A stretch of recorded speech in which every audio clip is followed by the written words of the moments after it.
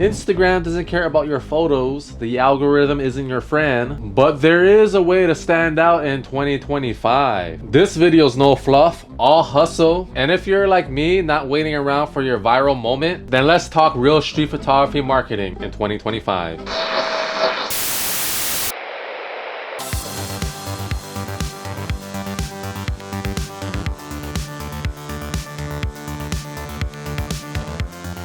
So I'm sure you heard about this thing called the internet. Well, if you've been living under a rock, the internet has changed everything. In 2017, I wrote a blog post on how to market yourself as a street photographer. Fast forward, and 8 years later, it's a whole new world. I mean, let's be real, Instagram is dead for photographers. TikTok is noisy, and surprisingly, YouTube might be the only place where storytelling and substance makes all sense. But overall, it's still not a platform to share photographs. In this day and age, being a good street photographer just isn't enough anymore. It used to be take good photos, post them online, maybe get featured. I mean, it still exists, but it's more on the dead side of the spectrum than existence. Let me remind you a little bit. You're not just competing with local talent anymore. You're up against hundreds and thousands of people all around the world, shooting daily, uploading instantly. Your work might speak for itself, but if no one sees it, it doesn't really matter. I know within our street photography community, the word marketing is a big turnoff or a dirty word. However, you shouldn't view the word marketing that way. She can be nice if you play your cards right. Think about it. Marketing is your megaphone. It's how people find you, remember you, and eventually pay you. Because if you're in a similar situation like me where you have mouths to feed, asses to wipe, and checks to cash, then keep watching. Now, one thing to remember is that you are your own personal brand. In 2025, people follow people, not just photos. Before you market, you need to know what you stand for. Are you the flash in the face guy? The quiet observer waiting on the street corner patiently, hoping for elements to fall in place? Did I just subtly describe a stalker? Or are you that street photographer but also are very interested and heavily into zine making? In 2025, generic just doesn't cut it anymore. Being precise and intentional does. Define your voice and your aesthetic, not by copying Instagram or TikTok trends, but by digging deep into why you shoot and what you want people to feel when they see your work. I mean, for example, I lean into honest, critical commentary and photography storytelling. And although my YouTube channel hasn't skyrocketed and hasn't caught that viral moment, my channel has incrementally climbed within the past year. And at the end of the day, I enjoy what I output for you guys. I enjoy the discussions and conversations, even though many times we don't see eye to eye. I find it fascinating that there's a small loyal group that can't wait till I post my next video. So yeah, I'm just gonna keep on keeping on. Once you kind of go through an experimentation phase with your photography, you need to build a home base. Which leads me to my next point. Social media is fleeting. Instagram is not your portfolio. It's a loud, crowded room where your best work gets buried in under 2 hours by reels of cats, coffee, and pranks. If you want to be taken seriously, you need a permanent home for your photography. Somewhere you control the narrative. And here's the full truth. I was in the middle of revamping my own website when Pixpa reached out for this sponsorship. The timing couldn't have been better. My old site was clunky, outdated, and honestly, a bit embarrassing. It didn't reflect who I was as an artist, street photographer anymore. Enter Pixpa. Yes, this video is sponsored by Pixpa. Pixpa is exactly what I needed. It's like the street photography gods from heavens answered my prayers. It's a platform where I can build a clean, professional portfolio without touching code. Code? It's fast and customizable, and it's built for creators like you and I. But what makes it stand out, it's more than a portfolio, it becomes your hub. High-res galleries that actually respect your photos, easy blogging tools and templates to share your story behind your work, integrated e-commerce so you can sell zines, photo books, prints. Heck, you can put a tab for workshop and retreat listings, or even having a section for one-on-one critiques or speaking gigs. You're not just a photographer, you're building a brand. And if all your stuff is scattered across 6 platforms, ultimately you're sending people on a scavenger hunt instead of guiding them straight to your work. I mean, just get straight to the point, right? A website is your real estate on the internet. It's not sexy, it's not trendy, but it's powerful. Because when a potential client, a photo editor, or a collector finds your site, they're not just scrolling past, they're leaning in. From my old clunky website, I've gotten work from nonprofits on the mainland, jobs with the New York Times, corporate gigs because clients on the mainland were searching specifically for a street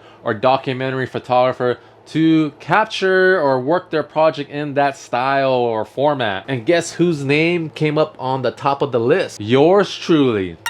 And if you're like me, juggling shoots, editing, street photography, YouTube, and life in general, you may not have the time or frankly the patience to build your site from scratch. And Pixpa gets that. They've got a hire an expert option that's hassle-free. You fill out a form, you tell them what you want, what you need, and they build it out for you. No coding, no dragging widgets around for 3 hours, only to later rage quit. You focus on your work and what really matters, which is going out and chasing light, while Pixpa and their team handles the rest. So check out Pixpa, use my affiliate link down below and enter promo code TIM55 at checkout and get up to 55% off. Insane, right? That's basically like stealing, but legally. Now, you remember at the beginning of the video I said social media is fleeting. That doesn't mean I'm telling you to abandon it, but rather pick 1 or 2 platforms you're going to put all your energy and effort in, because let's be honest, trying to post everywhere is a fast track to burnout and mediocre content. So don't be everywhere, rather be effective somewhere. Look, there are so many platforms now shouting for your attention. Instagram, TikTok, Threads, YouTube, Pinterest, Twitter, or X, or whatever it's called. LinkedIn, Facebook.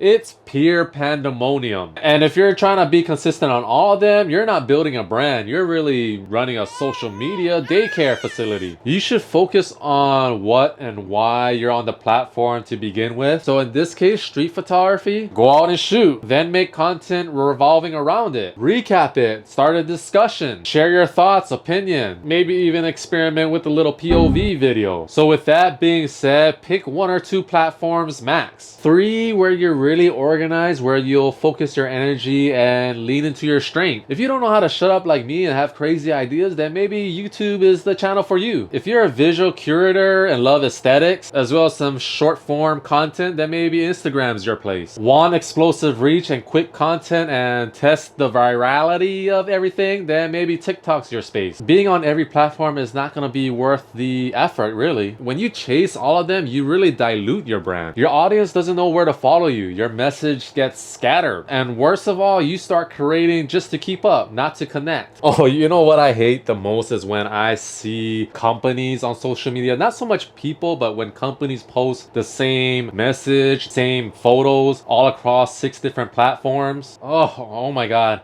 Anyway, for example, I usually post my YouTube short as an Instagram story just to give my followers a sneak peek, a heads up. I rarely ever post my YouTube short as an Instagram reel because most viewers seeing it will be rarely that enticed to hop off of Instagram and go to another platform like YouTube. That rarely happens because statistics show Instagram and TikTok have the scrolling behavior, where YouTube is more intentional viewing behavior, unless they're in YouTube Shorts, of course. So master 1 platform, get your rhythm, and only then consider expanding. Plant the seeds now, grow the roots, and remember, trees don't grow overnight. To dive a little bit more into social media, too many photographers treat their social media like cluttered junk drawer, dumping every frame, every outtake, every half-baked idea. If you're one of those, just stop. Remember, social media isn't your camera roll. It's kind of like your business card, really. If your website's your portfolio, social media, Instagram specifically, is your magazine spread. If someone new scrolls through your feed and sees a bunch of mid shots, well, guess what? You just told them you're mid. Like me.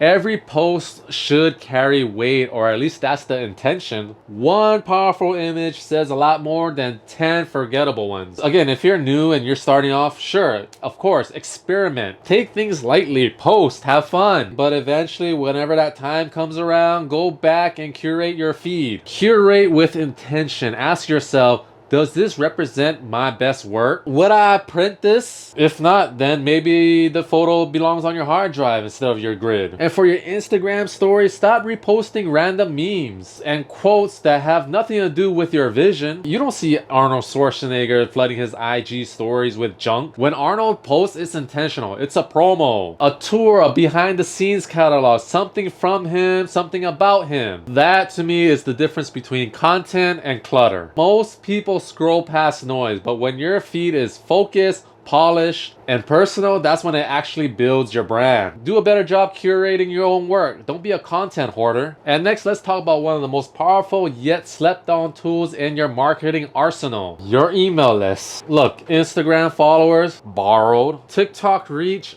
borrowed. These platforms owe you nothing. One algorithm tweak and your engagement tanks, but your email list, that's yours. It's direct access to people who chose to want to hear from you. And in 2025, it still holds a lot of leverage. It's go. You know, start off simple. Offer a freebie, a downloadable wallpaper, a PDF zine, or a photo of the month desktop calendar. Something small but meaningful. Use it as a gateway to collect emails from people that actually care about you and your work. You can use email platforms like MailChimp or even Substack and link the sign up form through your Pixpa website, making your entire ecosystem work for you. And with AI generated content flooding everywhere these days, the personal connection is becoming even more important. AI can fake images, it can fake captions, but it can't fake you. It can't fake your story, your face, your voice. That's why now more than ever it's important to show the human behind the photographs. That's what people are longing for. Real street photographers and creators with a point of view. So invite them in, even just a little bit. A monthly newsletter, Instagram story, a YouTube video lets you share some of the thought process behind your work, the failures, the funny stories, the tension, all the things that AI can't generate. It's not about broadcasting and putting everything out there with intention. It's about connecting and building trust. Remember,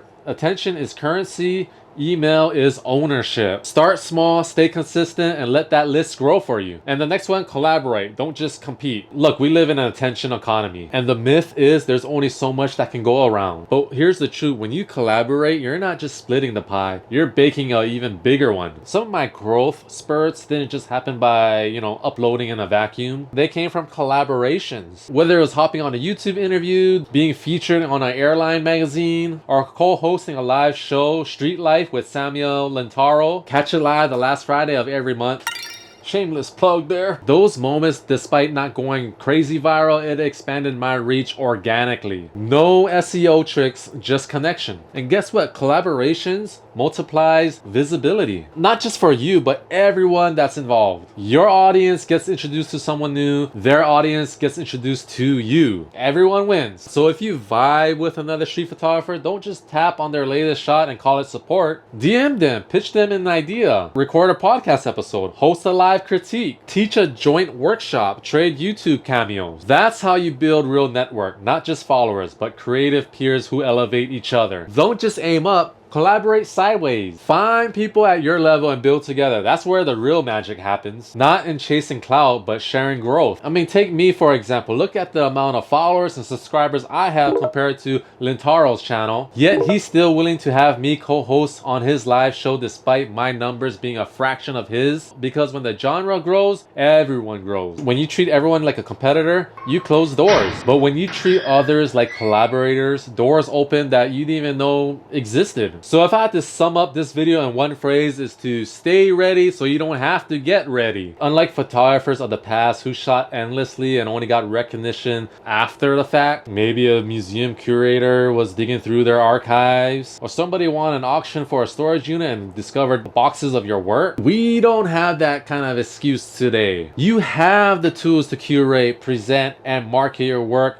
right now. The tools are there, the audience is there. You don't need to be super famous or super well known for validity or to make a difference in your niche that you're passionate about. You just need to be consistent, clear, honest, and strategic. So there you have it. Let me know in the comment section down below what you do to help market your work. Please share with us all. No gatekeeping. Together, let's make street photography thrive in 2025 and beyond. So if you haven't already, please hit the subscribe button. like this video, and you know that notification bell right next to the subscribe button? Hit that, and every time I post new video or content, you will be notified.